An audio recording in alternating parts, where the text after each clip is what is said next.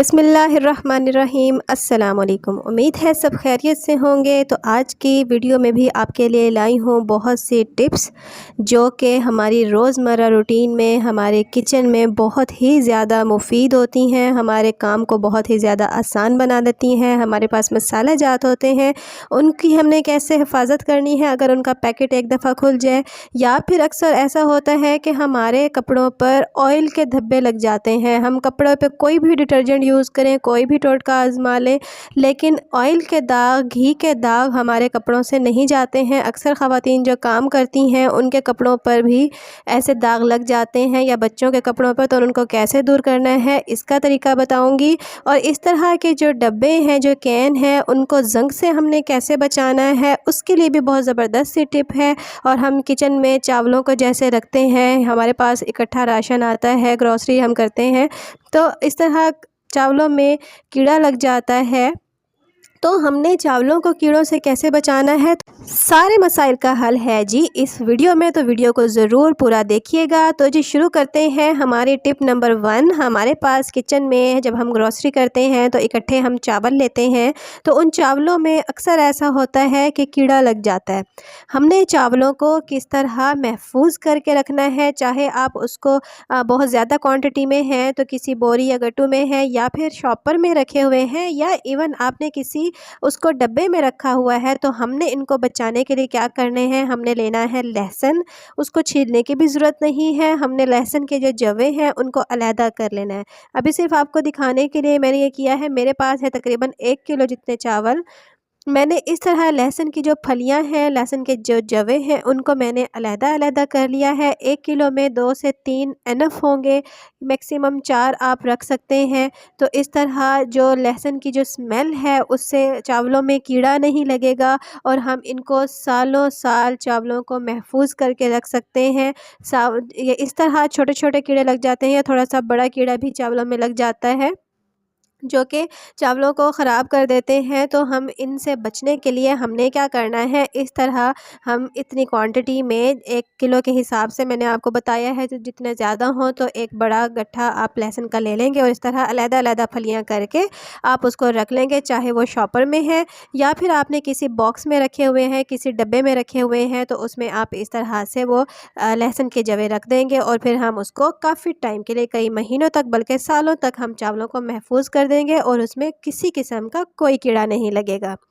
तो जी हमारी tip number 2 है, उसमें हमने क्या करना है, हमारे पास होते हैं घर में मसाला जात। जो हम बाज़ारी मसाला जात लेते हैं उनको जब हम पैकेट को एक दफ़ा खोल लेते हैं और उसके बाद जब हम एज़ इट इज़ रख देते हैं, या उसको हम इसको बाइंड करके रखें, तो भी काफ़ी टाइम के बाद जब हम उसको यूज़ करने लगते हैं तो वो क्या होता है, उसमें बहुत ज़्यादा नमी सी आई हुई होती है। तो उस नमी से की वजह से हमने उसको फेंकना नहीं है, उसकी एक्सपायरी नहीं ख़त्म हुई हुई होती। हमने क्या करना है, उसी तरह पैकेट में हमने लेना है मसाले को, और इस एक कागज़ में हमने इस तरह से उसको रख देना है कि कागज़ नीचे भी हो और ऊपर की तरफ से भी हो।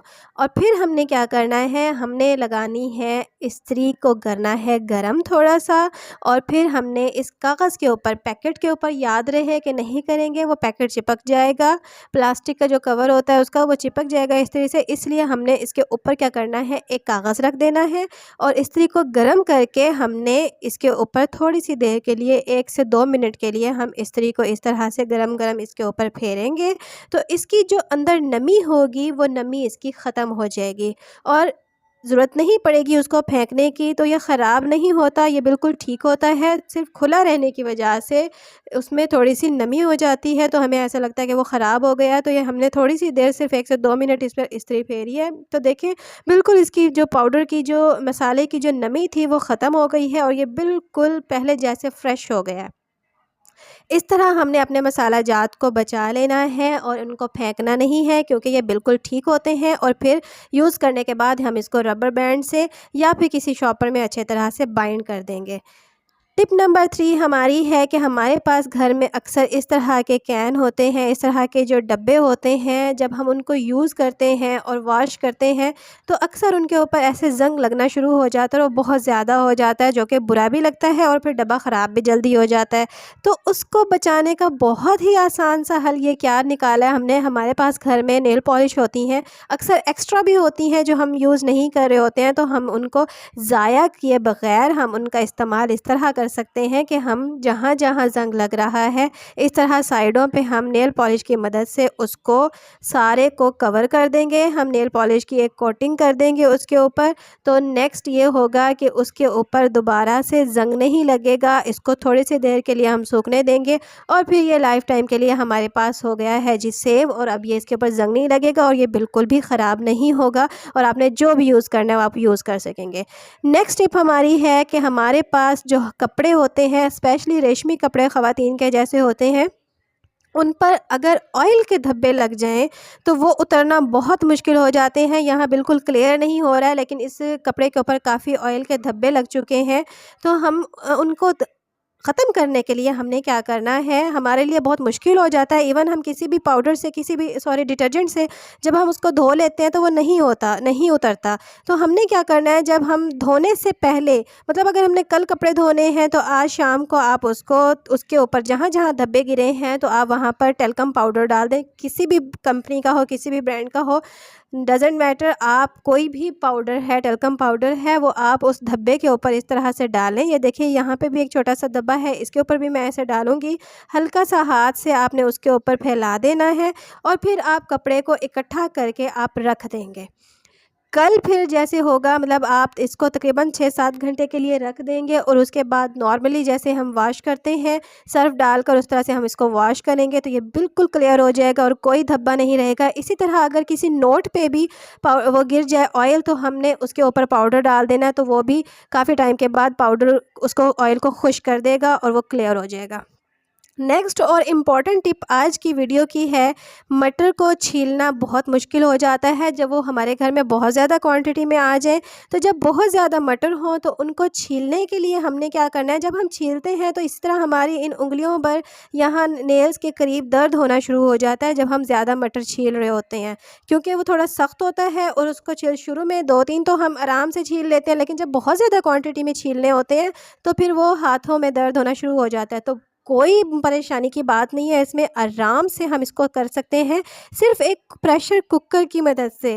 वो किस तरह, हमने इनको थोड़ा-सा पहले पानी से वॉश कर लिया था और फिर सारे मटर हमने निकाल के, पानी नहीं है इसमें, सिर्फ़ मटर है, वो हमने डाल देने हैं कुकर में।